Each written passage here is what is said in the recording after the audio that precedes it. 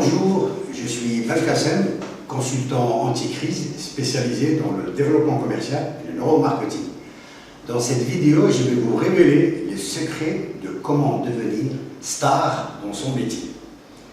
Il y a une devise mondialement connue qui dit que on peut devenir ce qu'on veut pourvu qu'on travaille dur. C'est-à-dire si on travaille dur, on peut devenir ce qu'on veut. Eh ben, cette devise qui paraît convaincante, elle est fausse. Pourquoi? Parce qu'on ne peut réussir, on ne peut percer dans un domaine que si c'est un domaine de prédilection. Je m'explique. Notre société a tendance à mettre en avant nos faiblesses. Il faut combattre vos faiblesses, il faut corriger vos faiblesses, etc., etc.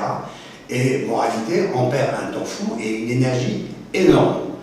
Alors qu'elle occulte complètement nos forces. Et si vous utilisez vos forces dans un métier ou dans un domaine d'activité, vous décuplez les résultats. C'est-à-dire, vous vous sentez mieux, vous allez plus vite et les résultats sont spectaculaires.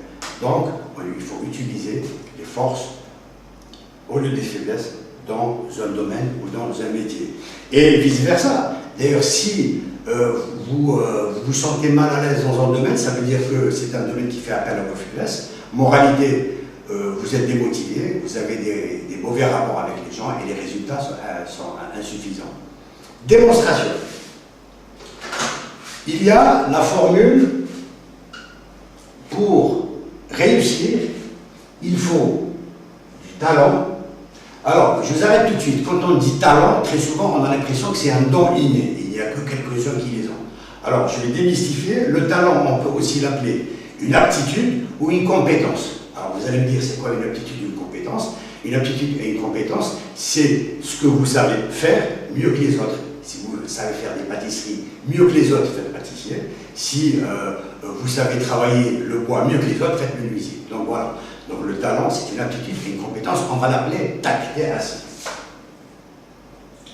Donc, c'est le talent que multiplie le travail est égal résultat et réussite. Donc, c'est cette formule.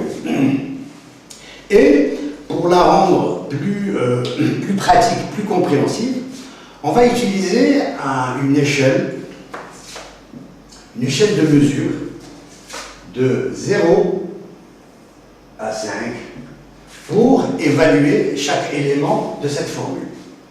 Donc, je prends un premier exemple d'un métier pour lequel je n'ai pas de talent, je n'ai pas d'aptitude. Donc, exemple 1. Talent 0. Donc je prends par exemple, pour mon cas et pour faciliter les choses, je prends par exemple la menuiserie ou le basketball. Je veux devenir menuisier ou je veux devenir basketteur, basketteur de la NBA. Donc, moi qui sais seulement planter un clou dans le domaine du bois et dans le domaine du basket, avec 10 tirs, je sais marquer un panier. Donc, au niveau du talent, je vais donner 1, que multiplie le travail, je vais travailler dur, donc je vais prendre 5 sur 5 sur l'échelle. Donc, résultat, au niveau des résultats, on a 5 fois 1, 5. Je vais prendre un deuxième domaine, où là, effectivement, j'ai un talent, j'ai une compétence dans le domaine. Deuxième, où effectivement j'ai un talent. Je prends par exemple le métier de commercial ou le métier de marketeur. On applique la formule. Là, dans le métier de commercial, allez, je vais prendre la grosse tête et je vais me donner 5, parce qu'effectivement, c'est mon domaine de prédilection. 5. Que multiplie, là aussi, on va travailler dur. Que multiplie 5 égale 25.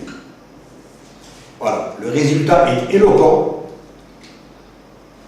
On a 25 contre 5. Moralité, vous ne pouvez réussir que dans votre domaine de prédilection.